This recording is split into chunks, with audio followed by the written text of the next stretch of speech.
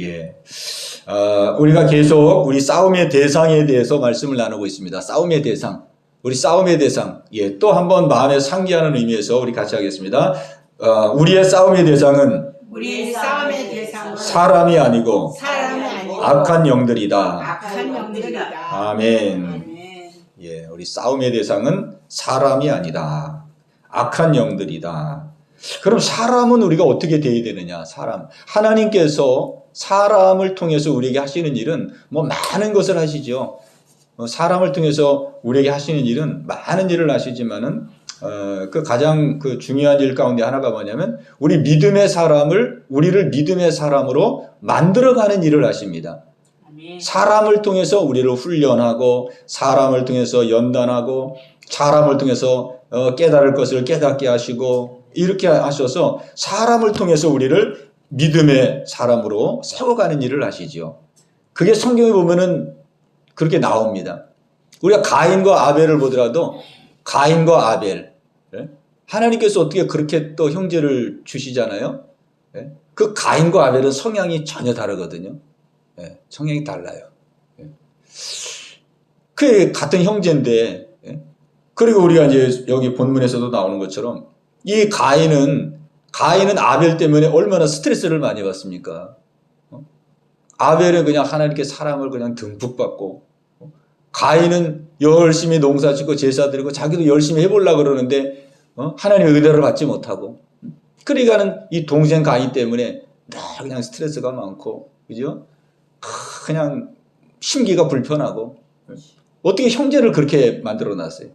이 하나님의 이 섭리 속에는 하나님께서 어떻게 되는 거예요? 아벨을 통해서 가인을 어떻게 되는 거예요?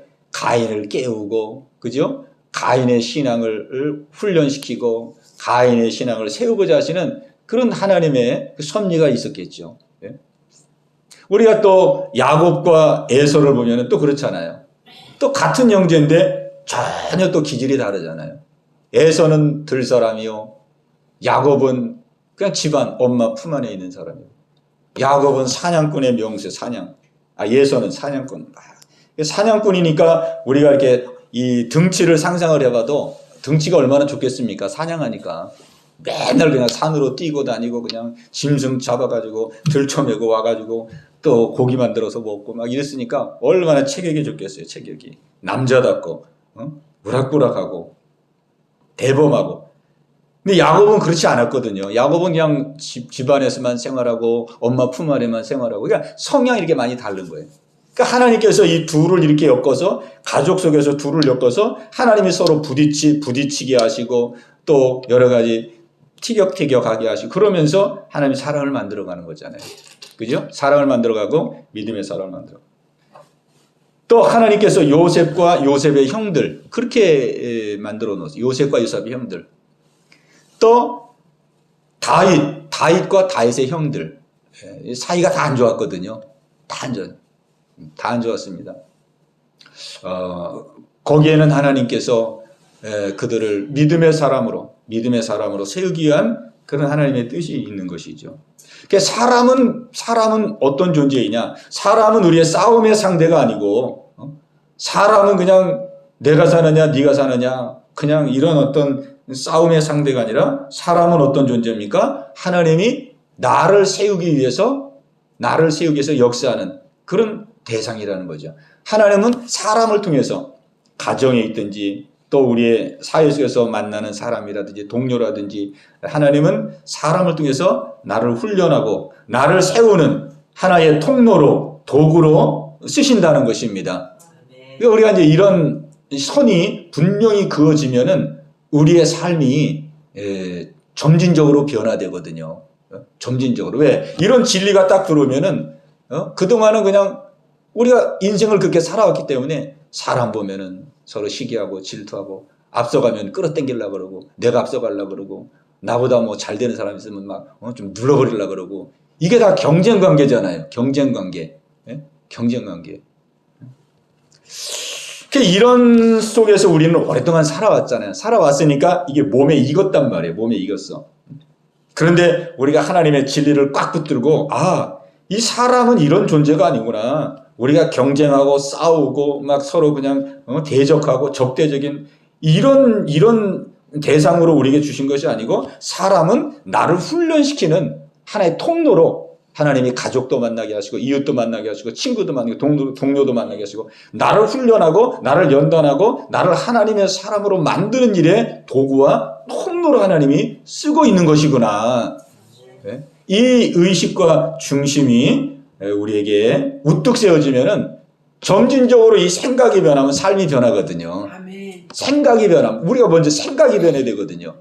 생각이 사고가 먼저 변해야 삶이 변하는 것이지 생각은 하나도 안 변했는데 삶이 변화되려고 그러면 그게 힘들거든요. 예? 뒤질 않는다. 예. 그 어떤 사람이 동물원에 갔는데 곰이 이제 나무 이렇게 큰 나무 기둥을 하나 붙들고 있는데 두 손으로는 나무를 막 쓰러뜨리려고 막 밀더래요.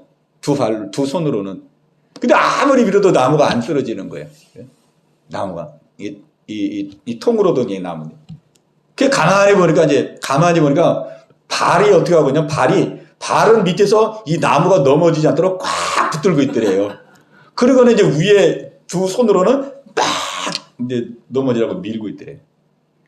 그래서 곰이 미련하다고 그런지 모르겠지만은 곰이 실제로는 미련하지 않대요. IQ가.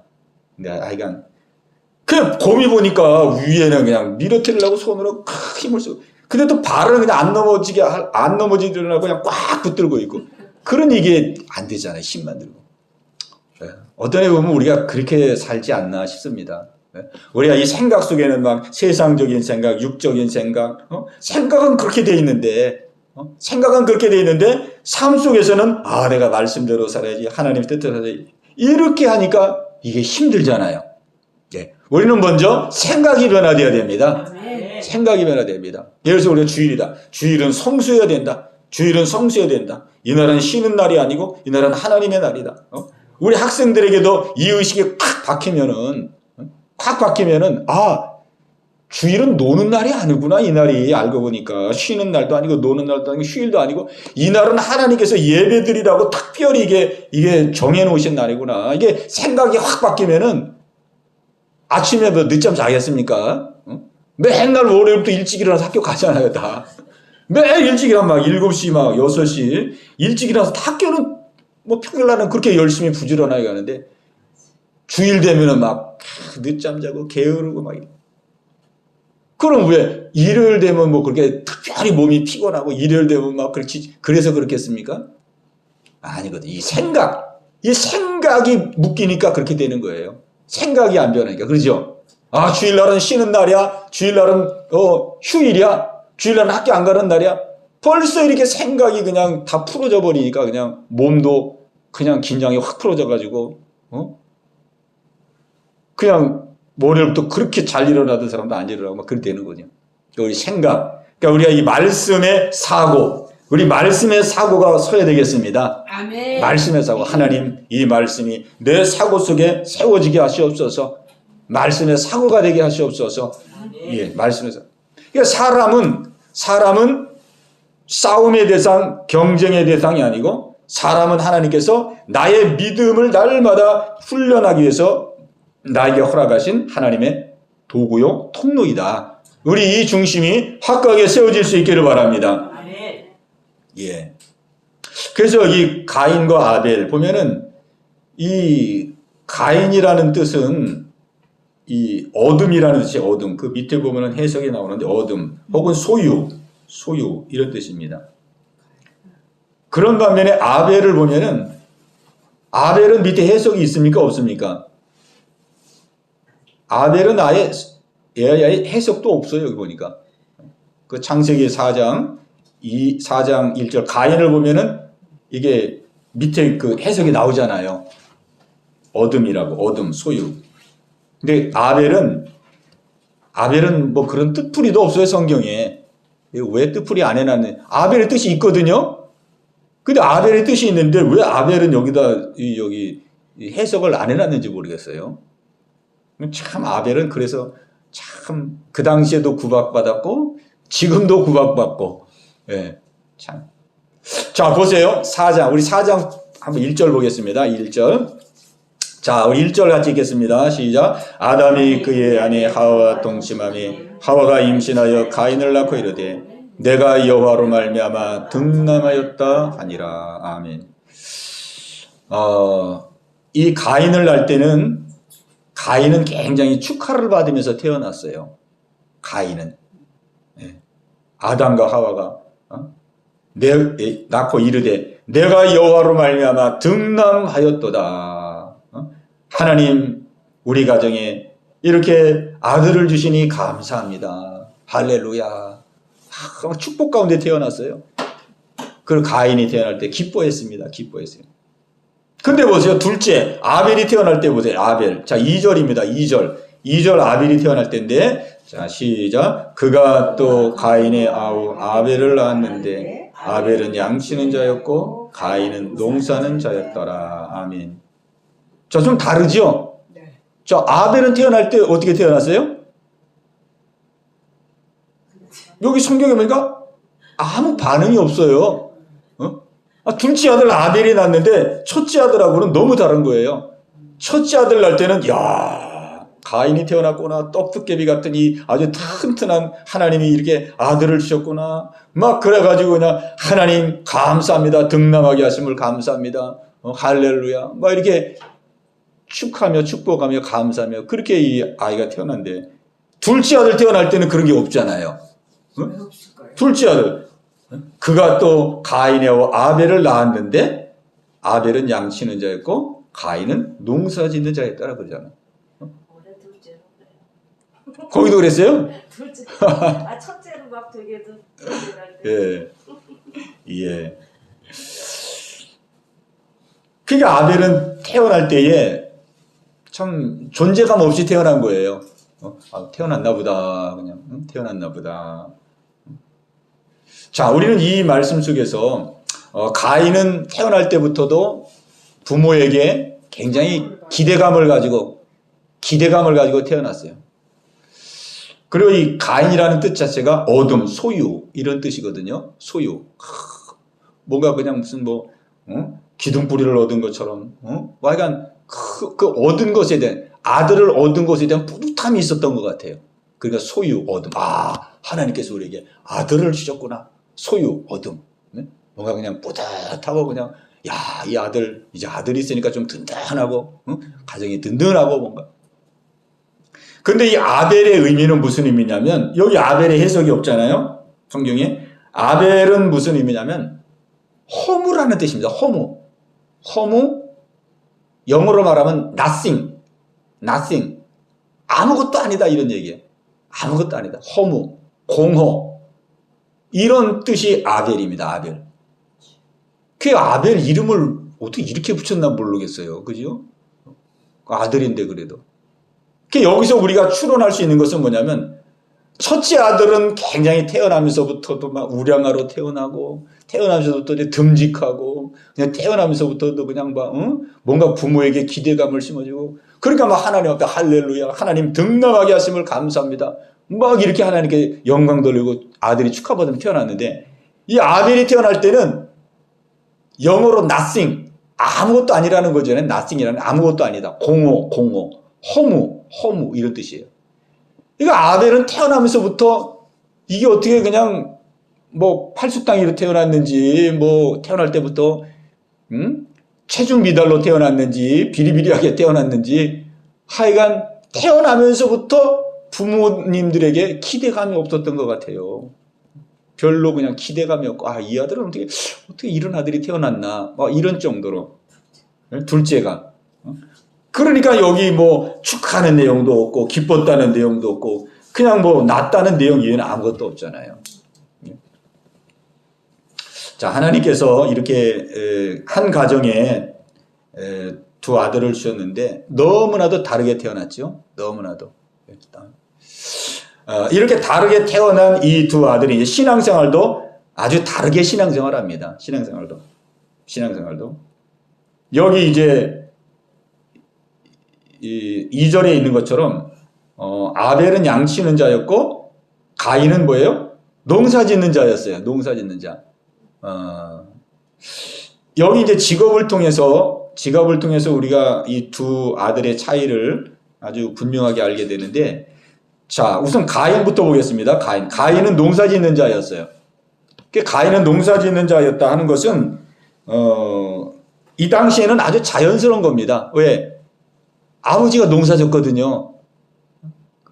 아담이 에덴 동산에 쫓겨나가지고 땅에서 농사 짓고, 땅이 저주를 받아가지고, 엉겅퀴를 내고, 풀물을 내고, 그걸 그냥 일구어서 갈아서 그냥 이마에 땀을 흘리면서 그냥 열심히 곡식 이 농사 지면서 그렇게 먹고 살았어요.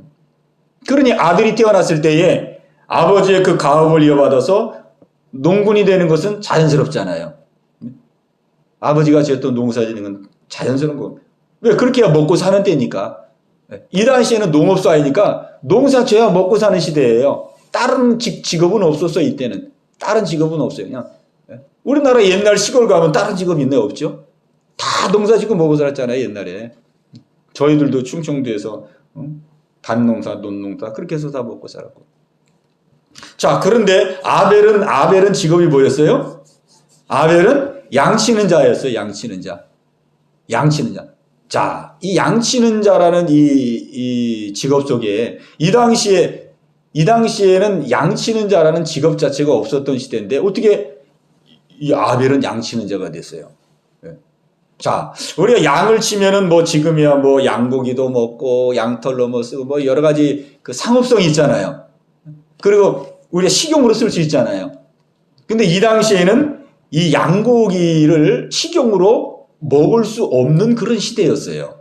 이때는 하나님께서 우리에게 음식을 정해줬잖아요. 에덴 동산에 있을 때 너는 열매 맺는 씨, 그 다음에 채소와 열매 맺는 씨, 그러니까 과일 이런 걸 말하는 거거든요. 그 과일하고 채소를 우리에게 그 식용 음식으로 하나님 주셨어요. 그리고 이 동물을 먹는 이 식사는 언제 하나님이 허락해 주냐면은 노아의 홍수를 지나서 이제 동물을 우리가 먹을 수 있는 그런 그 은혜를 주셨어요. 그러니까 이때는 고기 먹는 시대가 아니거든요. 이때는 그냥 채소 먹고 그 다음에 과일 열매 먹고 이런 때인데 아벨은 양치는 자가 된 거예요. 양치는 자. 그러니까는 아벨이 양치는 자가 됐다는 거는 먹고 살기 위해서 양치는 게 아니라는 뜻이에요. 왜? 이거는 뭐 잡아먹을 수도 없는 거고. 그럼 왜 양치는 자가 됐느냐? 아벨은 하나님 앞에 피해 제사를 드리려고. 아멘. 살다가 죄를 짓고 하나님 앞에 잘못 살게 돼. 하나님 그 관계를 풀어야 되는데 그 관계를 해결할 수 있는 게 피제사거든요. 피제사. 그래서 아벨은 양을 치면서 피제사를 드릴 수 있는 준비를 항상 갖추면서 산 거예요. 그러니까 아벨의 마음은 오직 하나님을 의지한 거예요. 먹고 살기 위해서 양치는 게 아니고 왜? 먹을 수 없는 시대인데요, 양을. 그러나 가인은 먹고 살기 위해서 농사 짓고 사는 사람이었으니까 얼마나 성향이 다르고 또 믿음도 다르고 그렇습니까? 그러니까 이 둘 사이에서 이제 하나님께서 서로 이렇게 성향이 다른 사람이 함께 사니 얼마나 부딪힘이 많겠습니까? 얼마나 부딪힘이 많겠어요.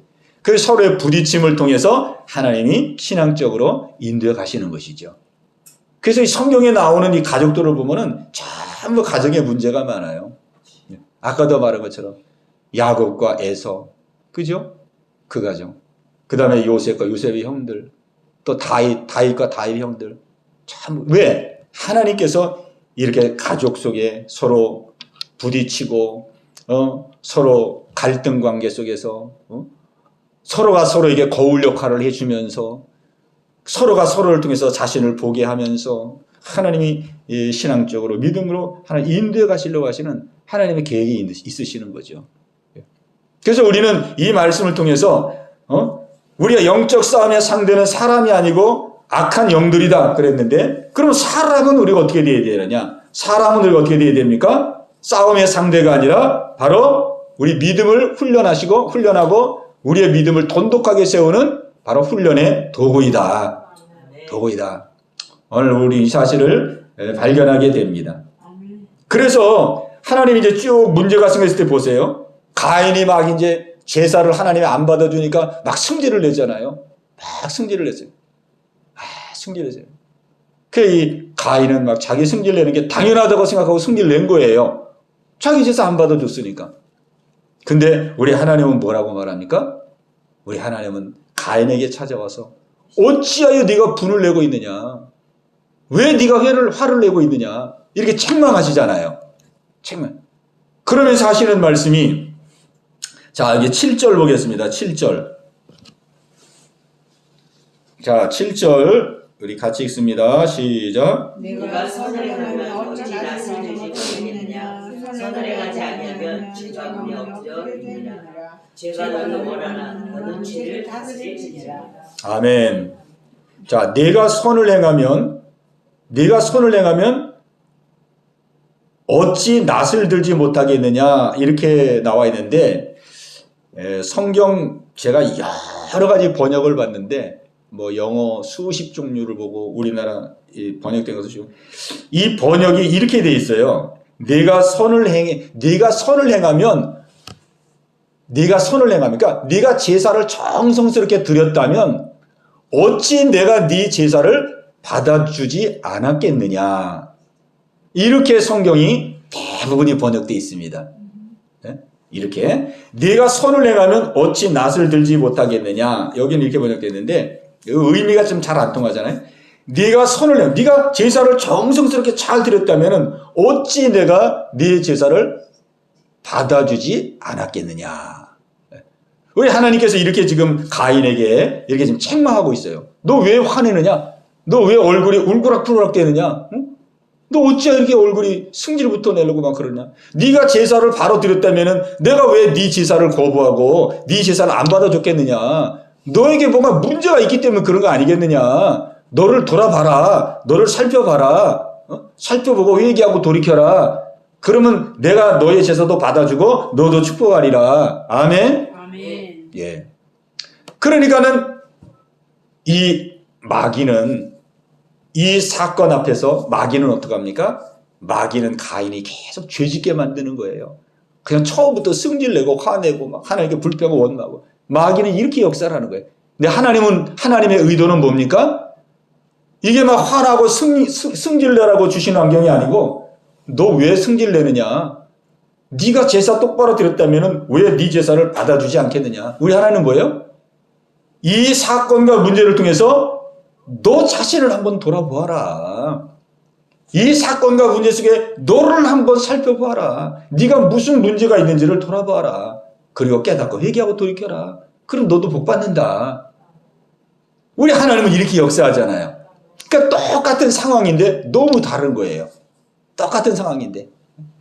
우리가 실생활 속에 우리가 적용해 본다면, 우리가 때마다 일마다 사건과 문제가 있을 때마다 사람과의 관계 속에서 우리는 이 감정적으로 이렇게 감정적으로 화가 나고, 그 다음에 승질이 나고, 원망, 불평, 시기, 질투, 이런 감정적으로 휘말릴 때가 많거든요. 근데 우리 하나님은 그런 모든 사건, 문제, 모든 때마다 그런 일들을 통해서 뭐예요? 우리 자신을 뒤돌아볼 수 있는 기회를 주시는 거라는 거죠. 네가 왜 승질부터 내냐? 너 안색이 왜 울그락불그락 그렇게 변화되냐? 네가 제사 똑바로 네가 선을 행하며 제사를 똑바로 잘 드렸다면 어찌 네 제사를 내가 안 받겠느냐? 네 자신을 먼저 돌아봐라. 이거 화낼 일이 아니다. 내가 그거 깨닫게 해주려고 지금 이 사건 내가 지금 너에게 준 거다. 아멘? 아멘. 그러니까 우리의 생활 속에서 사실은 이렇게 큰 일이 일어날 때도 있지만은 소소한 일들이 많잖아요. 생활 속에. 소소한 일이 많거든요. 근데 우리는 소소한 일이기 때문에 어떤 의미에서 말하면 가볍게 여기거든요.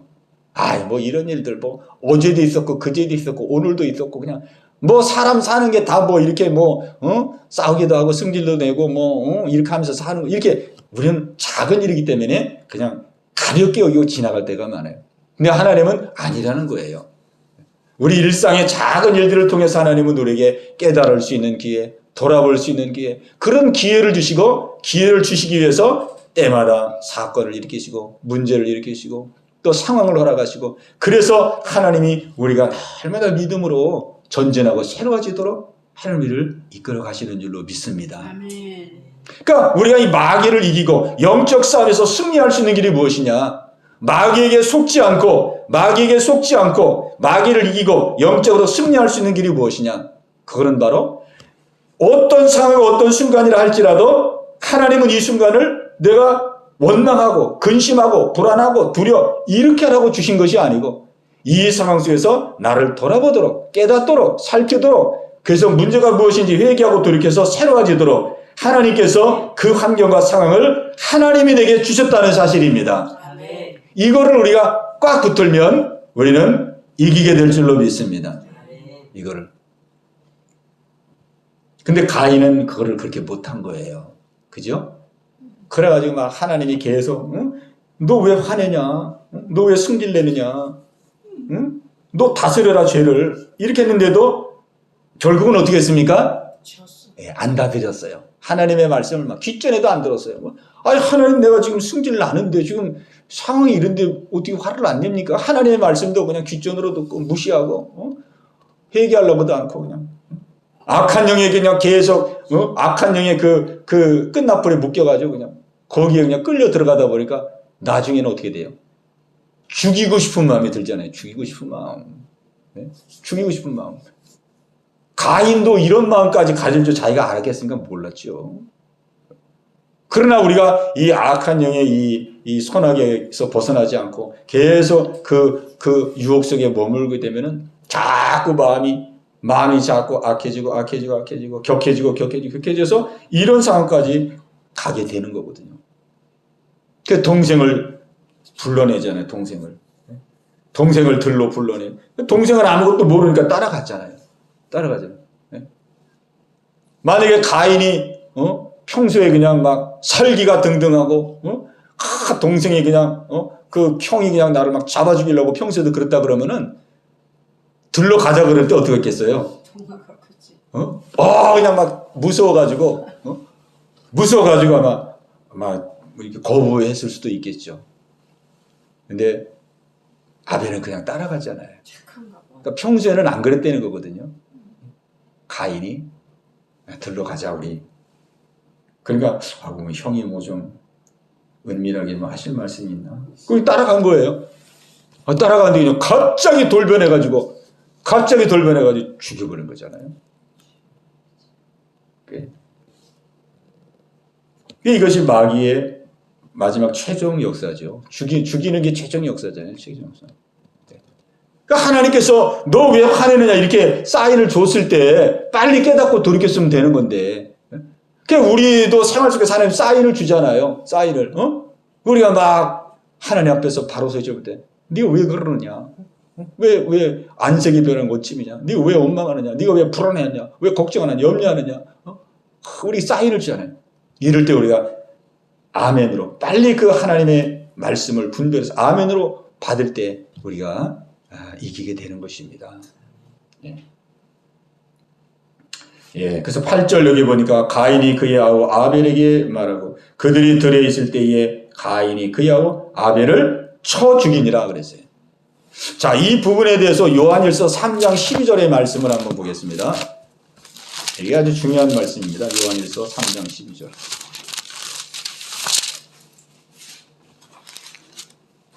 우리가 이거를 봄으로써 가인이 어떠한 상황에 처해 있는지를 우리는 명확하게 알 수 있게 되는 거거든요. 요한일서 3장 12절입니다.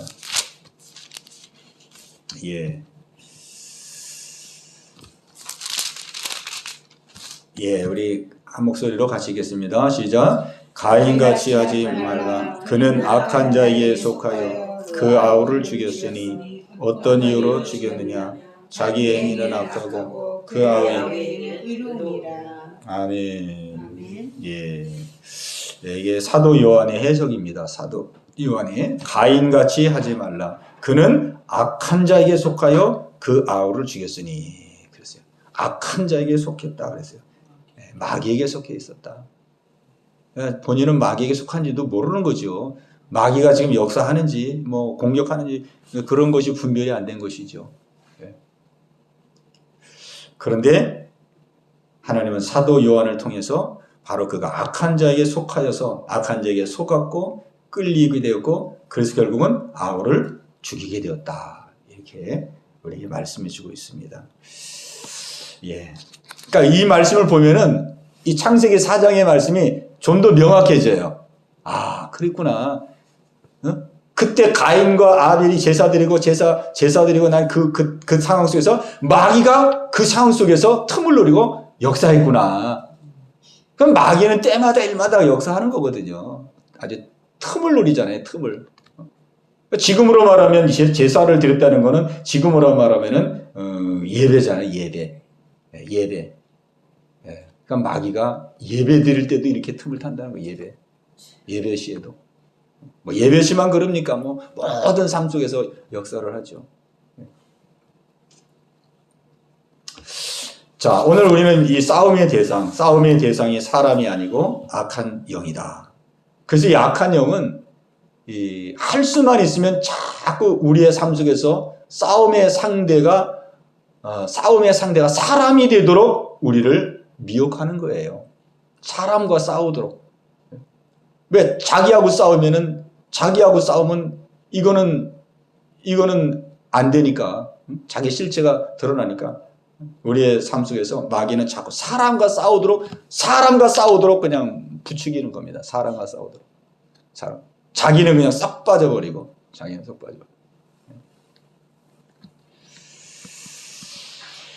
자, 에베소서 6장 12절 말씀 우리 같이 한번 읽어보겠습니다. 예, 어서 오세요, 지사님. 예, 에베소서 6장 12절 말씀. 자, 우리 한 목소리로 읽겠습니다. 시작. 우리의 씨름은 혈과 육을 상대하는 것이 아니요 통치자들과 권세들과 이 어둠의 세상 주관자들과 하늘에 있는 악의 영들을 상대함이라. 아멘.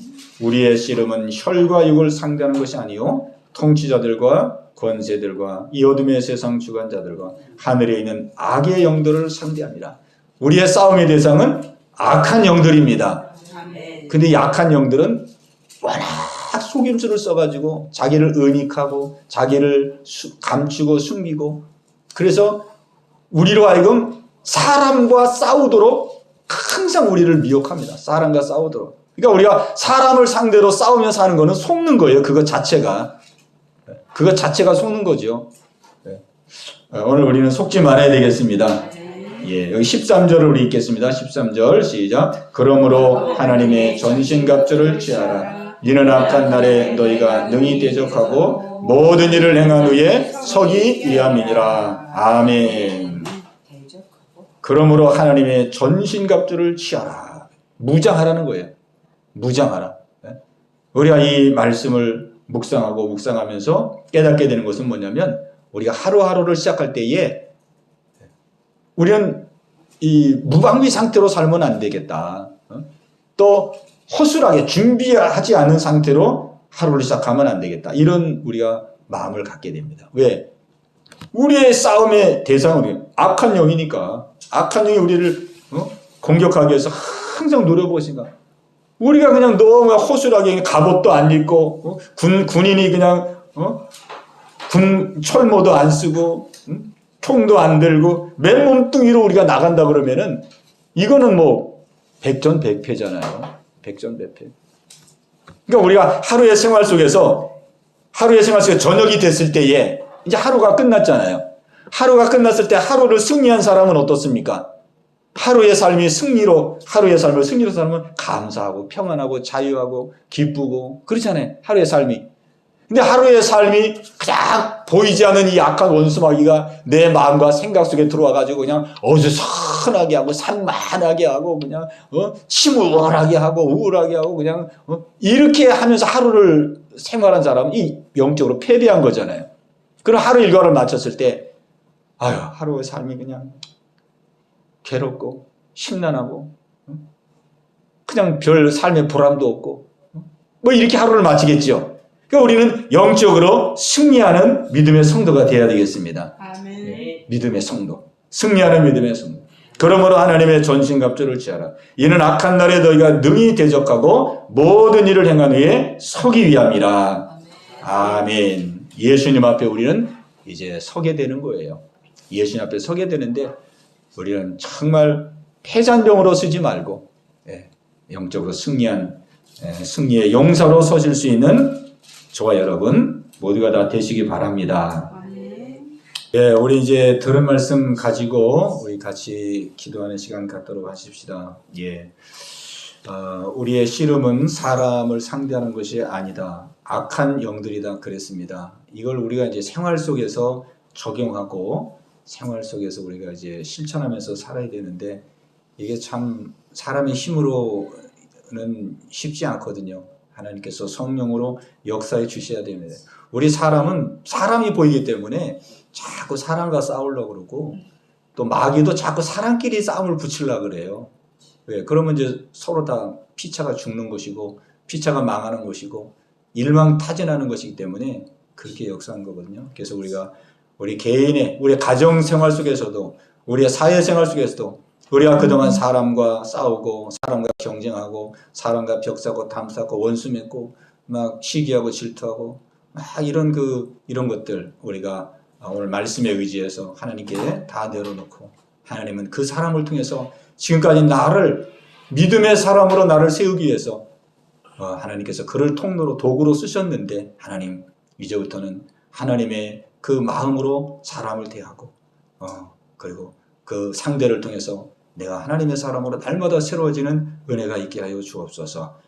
우리 기도하시고 또 악한 원수마귀가 우리의 싸움의 대상입니다. 이 악한 원수마귀는 때마다 일마다 생각과 마음을 통해서 끊임없이 역사하는데 우리가 중요한 것은 속지 말아야 됩니다. 이제 좋지 않은 감정, 좋지 않은 생각 막 시도 없이 때도 없이 막 울컥울컥 올라올 때 우리는 빨리 분별해서 예수 이름으로 대적하고 이러면 안 되지. 이런 상황을 통해서 하나님이 나로 하여금 이렇게 감정적으로 생각적으로 나를 혼란하게 하려고 그런 게 아니라 어떠한 사건과 문제 때마다 일마다 하나님은 나를 돌아보게 하기 위해서 나를 살피고 믿음의 사람으로 세우기 위해서 하나님이 모든 환경을 범사에 인도해 간다는 사실을 믿고 우리 믿음으로 늘 성장하고 빛과 속의 그를 감정하는 귀한 삶을 살게 해달라고 우리 말씀 붙들고 합심해서 기도합니다. 주여 할렐루야. 살아계신 아버지 하나님이여 오늘 이 밤도 저희들을 부르시고 아버지 앞에 아버지 엎드려 기도할 수 있도록 은혜 주심을 감사합니다.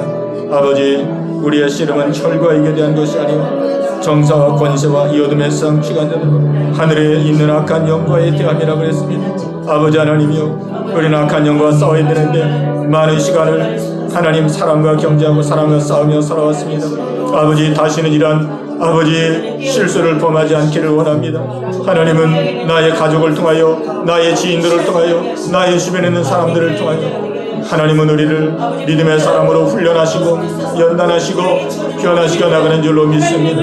아버지 하나님이여 아버지 하나님 절대로 속지 말게 하시고 아버지 우리의 아버지 믿음의 아버지 싸움의 대상은 악한 원수마귀입니다. 아버지 악한 원수마귀를 분별할 수 있는 은혜를 주시옵소서. 아버지 걱정 염려 가운데 빠지지 말고 불안 저주 가운데 빠지지 말고 두려움 가운데 잡혀있지 말고 아버지 하나님이여 이런 악한 감정 악한 생각들을 아버지 예수 이름으로 물리치고 대적하고 아버지 고요하고 잠잠한 심정으로 우리의 마음을 다스리고 나갈 수 있도록 성령님 역사하여 주시기를 간절히 원합니다. 아버지 오늘 이 진리의 말씀이 아는 것으로 끝나지 말고 우리의 실제 생활 속에 적용되기 원합니다. 적용되길 원합니다. 우리의 가정 속에서 우리의 가족들과의 삶 속에서 우리가 사회생활 하며 만나는 많은 사람들 속에서 이 말씀이 적용되고 이 말씀이 실제화가 되기를 간절히 원합니다. 아버지 하나님이여 이는 너희가 악한 날에 능히 대적하고 하나님 앞에 서기 위함이라고 말씀했습니다. 날마다 우리는 싸워 이기고 승리하고 우리의 믿음이 변화되고 새로워지는 귀한 은혜가 있기를 간절히 원합니다. 할렐루야 할렐루야. 아버지 하나님이여 성령의 충만함을 주시고 말씀의 충만함을 주시고 은혜의 충만함을 주시옵소서. 너희는 그러므로 하나님의 전신갑주를 취하라. 아버지 하나님이 주시는 아버지 놀라운 무기로 무장하기를 원합니다. 날마다 무장하기를 원합니다. 아버지 하나님이여, 그래서 영적 싸움에서 승리하는 저희들 되기를 원합니다. 아버지, 승리자의 모습으로 우리 예수님 앞에 어떻게 서기를 간절히 바라옵고합니다. 할렐루야. 역사하여 주옵소서. 우리 나라 민족을 위해서 기도합니다. 주여, 할렐루야, 할렐루야. 이 대한민국 하나님 불쌍히 여겨 주옵소서. 아버지, 긍휼히 여겨 주옵소서. 아버지, 대한민국에서 일어나는 일이 아버지 하나님이여 예산 일이 아니오 그 배후에 악한 원수마귀가 아버지 대한민국을 침몰시키고 이 대한민국을 넘어뜨리게 하여 온갖 수작과 온갖 계략을 아버지 하나님이 다 벌이고 있는 줄 압니다. 악한 원수마귀가 이 악한 무리들을 통하여 악한 무리들을 세워서 아버지 이 나라의 대한민국 자유민주주의 체제를 아버지 뒤흔들고 있습니다. 아버지여, 힘으로도 안 되고 능으로도 안 됩니다. 아버지 앞에 기도합니다. 아버지, 역사하사 이 대한민국 배후의 역사는 어둠의 영들을 물리쳐 주시옵소서. 어둠의 영들을 물리쳐 주시옵소서. 악한 무리들을 하나님 아버지 물리쳐 주시옵소서. 악한 무리들을 물리쳐 주시옵소서. 주의 성령께서 역사해 주시기를 간절히 바랍고나옵나이다. 아버지 하나님이여, 믿음의 성도들이 선한 싸움을 싸우고 있습니다. 애국 성도들이 아버지 선한 싸움을 싸우고 있습니다. 아버지 하나님이여, 승리할 수 있도록 성령님 역사하여 주옵소서. 성령님 역사하여 주시옵소서. 아버지, 이 대한민국 강한 손으로 붙들어 주시기를 원합니다. 아버지, 간절히 기도하는 것은 아버지 하나님이여, 아버지 사법체제가 아버지 반듯하게 서기를 원합니다. 아버지, 법이 세워지는 법치의 나라가 되기를 원합니다. 아버지, 무법천지가 되어 있습니다. 아버지, 도와주시옵소서. 도와주시옵소서. 아버지, 법원을 위해서 기도합니다. 헌법재판소를 위해서 기도합니다. 아버지, 저들을 붙들어 주옵소서. 저들을 붙들어 주옵소서. 아버지, 대통령의 아버지 하나님의 헌법 재판소 재판이 아버지 공의롭게 이루어질 수 있도록 성령님 인도하여 주옵소서. 공의롭고 공정하게 이루어질 수 있도록 인도하여 주옵소서. 아버지께 맡기고 기도합니다. 아버지, 한국교회가 아버지를 아끼고 기도하고 있습니다. 저희들도 깨어 기도하겠나이다. 기도하지 못한 것을 용서하여 주옵소서. 이 대한민국을 사랑하지 못한 것을 용서하여 주옵소서. 아버지, 저희들 정신을 차리고 깨어 경성하여 아버지 앞에 아버지 사명 감당하며 기도하며 나오겠사오니 다시 한번 기회를 주옵소서. 다시 한번 기회를 주옵소서. 다시 한번 기회를 주시옵소서. 아버지, 다시 한번 기회를 주옵소서. 많은 젊은이들이 하나님 아버지 체포되어 구금되었습니다. 아버지, 우리 청년들 하나님 지켜 주시옵소서. 청년들 아버지 어려움 당하지 않고 아버지 순적하게 풀려날 수 있도록 아버지 인도하여 주시옵소서. 할렐루야, 할렐루야. 아버지, 대통령을 지켜 주옵소서. 대통령을 지켜 주옵소서. 탄핵되지 않도록 다시 한번 기회를 주시고 대통령을 통하여 뜻하신 바를 하나님 이루어 주시옵소서. 뜻하신 바가 이루어지기를 원합니다. 이 대한민국 하나님이 세운 나라 아버지 하나님의 귀한 사명 감당할 수 있도록 다시 한번 강한 손으로 붙들어 주시옵소서. 주여, 역사하여 주시옵소서. 아버지 하나님, 아버지 말씀을 믿습니다. 선으로 하고 이기는 교회 되게 하옵소서. 아버지, 대한민국을 기도로 지키는 자가 되게 하옵소서.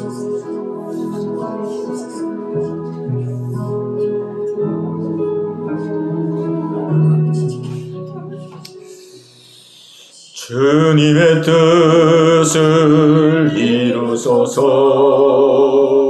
고요한 중에 기다리니 진흙과 같은 날 비주소. 주님의 형상 만드소. 다시 한번 합니다. 주님의 뜻을 이루소서. 주님 바라게 기다리니 진흙과 같은 날 빚어서 주님의 형상 만드소서. 아멘. 하나님 아버지, 감사합니다. 오늘 이 밤에도 저희들의 발걸음을 인도하사 하나님 앞에 간절한 마음으로 기도하며 간구하게 하심을 감사합니다. 하나님, 매일매일 치열하게 우리의 삶의 현장 속에서 이루어지는 이 영적 싸움, 이 영적 싸움을 직시하게 도와주시고 아멘. 이제 더 이상은 속지 않게 도와주시고 아멘. 하나님은 이 영적 싸움에서 승리하여 우리가 날마다 신앙적으로 성숙하고 성장하기를 원하며 장차 예수님 앞에 섰을 때에 정말 강한 용사로 우뚝 서기를 원하시는 줄로 믿습니다. 아멘. 아버지, 그리하여서 정말 가정에서 또 우리의 직장 삶의 자리 또 이 대한민국 속에 하나님의 자녀로서 빛과 소금 역할을 감당할 수 있는 강한 믿음의 성도들이 다 되게 하여 주옵소서. 아멘. 대한민국을 불쌍히 여겨 주시옵소서. 아멘. 아버지, 이 나라가 어디를 향해서 치닫고 있는지 어떻게 되어질지 한치 앞을 내다볼 수가 없습니다. 아버지 하나님이여, 계속 무너져만 가는 아버지, 그렇게 보이는 이 대한민국, 아버지 하나님이여, 저희들은 어찌할 길이 없습니다. 아버지, 이 대한민국을 하나님이 세우셨사오니 하나님 붙들어 주시고 다시 한번 기회를 주시옵소서. 대통령을 지켜주시고 아버지, 이제 마지막 남은 헌법재판소 아버지 재판 절차가 진행되고 있습니다. 헌법관들 하나님 마음과 생각을 주관하여 주셔서 아버지, 법과 양심과 원칙에 의지하여 아버지 공정한 재판이 이루어지게 하여 주시옵소서. 아버지께 이 대한민국을 의탁하옵고 예수님의 이름으로 간절히 기도하옵나이다. 아멘.